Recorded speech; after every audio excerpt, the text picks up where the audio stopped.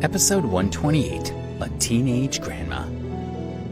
"Hey, beautiful, here's your beef soup," said the owner of the diner, as he brought a steaming bowl of soup over to the girl. Alex was surprised as he thought, the girl didn't even give her order. How did the waiter know what she wanted to eat? The owner smiled as he put the bowl down in front of her, and then he turned to go back to his work. The girl picked up a spoon and took a sip of her broth.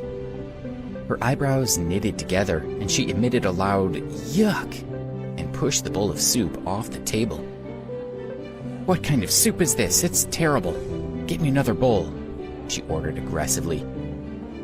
"Why did you have to do that?" the owner said when he saw the mess of beef soup and the broken pieces of the bowl all over the floor. "You need to control your temper. You can't come into my diner, tell everyone that my soup is bad, and then smash my bowl. You'll ruin my business." The teenager raised her gaze to look at the man as she said, "Are you talking to me?" The coldness of her gaze made him shudder. Her hand gripped her fork, seeming to want to stab the man with it. Alex, who was sitting nearby, watched the scene and felt his heart tighten. He had already witnessed this girl's terrifying strength. If she were to use this fork on the man in some way, he would at the very least be severely injured. At that moment, a young man stood up and walked over to the owner of the diner, saying, "Why are you talking to a customer like that? If she says your food is bad, then it's bad." He looked at the girl with a smile and asked, "Beautiful lady, their beef soup is bad. I advise you not to have another one, but I'll treat you to whatever else you want from the menu." He was blown away by the girl's beauty and wanted to take the opportunity to strike up a conversation. "You're going to treat me?" Seeing that the young man was trying to please her, the girl smiled playfully. "Then get me a Caesar salad." "Did you hear that? Caesar salad, quickly." The man went and sat down at her table. Close up, she looked even more beautiful. He was elated. When the salad was served, the young woman ate slowly, one forkful at a time. Everyone in the restaurant glanced at her. As she was eating, her every movement was pleasing to the eye. "What do you think of the salad?" the man asked, feeling bold. He was sure that he could woo this beautiful young woman. Paying for her salad was the first step in his plan to win her over. He did not doubt that in less than 3 days he would be able to coax her into bed. As he spoke, he slid his hand along the table toward hers. He just couldn't resist the sight of her tender white fingers. He felt that if she let them hold her hand, he knew that he would win. The girl merely glanced at his hand reaching for hers and didn't react at all. She calmly continued to eat her salad. Just as the young man's hand was about to touch hers, the corner of her mouth curled up into a cold smile. She scooped up a nut from the salad, and with a flick of her wrist, it flew like a bullet straight into the young man's eye. "Ah!" he screamed as he fell to the ground. He was clutching his eye as blood flowed out from between his fingers. My eye, he cried. Now the young man understood how dangerous this woman was. But he had no time to be frightened. He just wanted to get to the hospital as quickly as possible to see if his eye could be saved. As he staggered out of the restaurant, he was watched by the incredulous crowd. "What's going on?" one man asked. "Why is his eye bleeding? Do you know?" asked his friend. The first man replied, "I don't know, I didn't see anything." No one else could understand what was happening. Only Alex, who had been sitting in the corner watching, had seen everything and was shocked.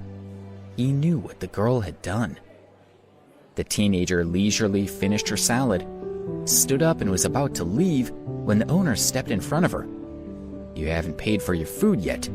A bowl of beef soup and a Caesar salad, that's $18, he said. "Having me eating in your diner should be payment enough, yet you still dare to ask me for money?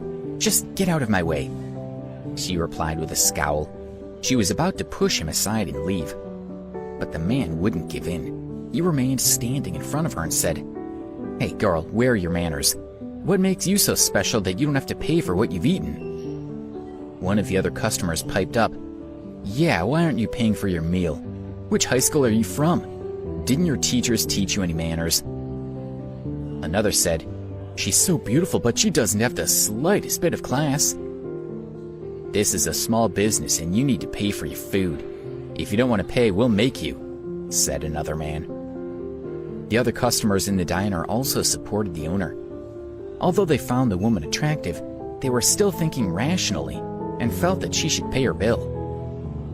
The girl's eyes swept across the crowd as she asked them, "And who exactly is going to make me do it?" There wasn't a shred of cowardice or panic in her voice. She seemed calm and determined. What the customers didn't know was that the girl already had dozens of razor blades hidden in her hands.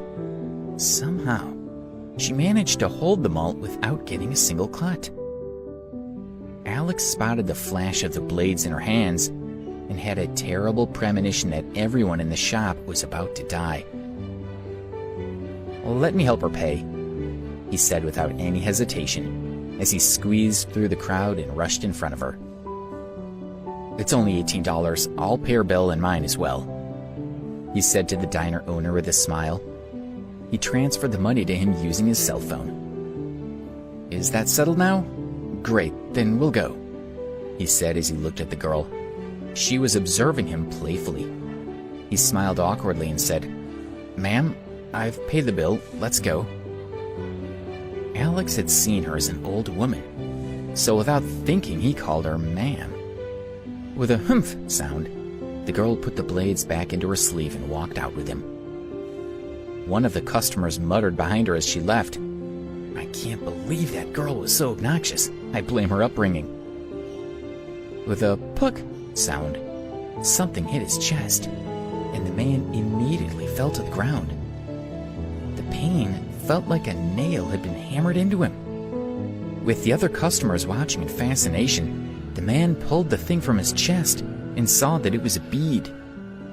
"It's hers," he said, remembering that the woman was wearing a string of beads around her wrist and that this bead matched the others on her bracelet.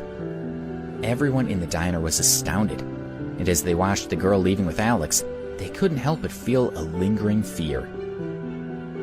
"Well, that was generous of you," the girl said to Alex chirpily. "Yes," he agreed, worried that she was still planning some sort of revenge on him. The more he looked at the adolescent walking beside him, who now resembled a high school student, the more astonished he became. How could she have turned from an old woman into a young one? Standing next to her, he felt deeply uncomfortable. "They'll all die," she said casually. That sentence from the mouth of a schoolgirl should have been funny, but Alex inhaled sharply. "Ma'am, how did you become like this?" Alex asked cautiously. Seeing that she was looking at him with curiosity, his heart tightened. He said quickly, "It's fine if you don't want to tell me." There's no need to be so afraid of me. Perhaps I'll ask for your help at some point. It's very simple. I've become young again because when you first saw me, I'd been injured. But then I drank the blood of that bastard Granger." "You were injured and then drank blood? Do you practice martial cultivation?" Alex asked in surprise. As a well-educated descendant of a good family, he had heard of this mystical art of obtaining immortality, but he had never met someone who practiced it. "Martial cultivation? The girl smiled mysteriously as she listened to him. She didn't deny it, and he didn't dare to ask any more. "What did you say you needed my help for?" he asked, puzzled. He couldn't think of how he could be any help to her. "You're clearly from a powerful family." Seeing Alex's slightly surprised expression, she continued, "It seems that the unlucky bastard who I killed 3 days ago was someone quite important in the Flag sect. It's been only 3 days and no one seems to have reported his death." "What do you need my help with?" Alex felt increasingly confused. The girl stared at Alex and said, "I want you to let me stay at your place for a while. Don't let anyone disturb me, and you need to bring me live chicken every day." Alex was stunned. The woman was a dangerous person, and he didn't want her to stay in his home. She was unperturbed by his hesitation. She guessed, "You're afraid that I'll kill you? It's true that I've killed countless people over the last few decades, and human life is worthless to me. But I'll make you a promise. As long as you do as I say, I promise I won't hurt you." "Okay, ma'am, I'll do as you say," he replied. He didn't see how he could object. If he didn't agree, she could take his life in a second. "Smart boy, Alex. Now take me to your house," she said with a smile. "So, you know that my name is Alex. What should I call you?" Alex asked. "Okay, since you want to call me something, you can call me Grandma," she answered calmly. Alex couldn't help but be embarrassed. It seemed that he had landed a teenage grandmother. Undoubtedly, this young woman was the elderly lady he had seen before. He had no choice but to find a cab and take Grandma back to his villa in Green Island Garden. On the way, they stopped to buy a live chicken as she had demanded. Once he had dropped her off, he wanted to go to the hotel to check on Vivian and Monica, but as he was leaving the villa, Carl Cooper called him. "Where have you been?" he asked. "I haven't seen you in the dorm for a few days. Listen, Ben's sister's coming for a visit. Why don't you come over and meet her?"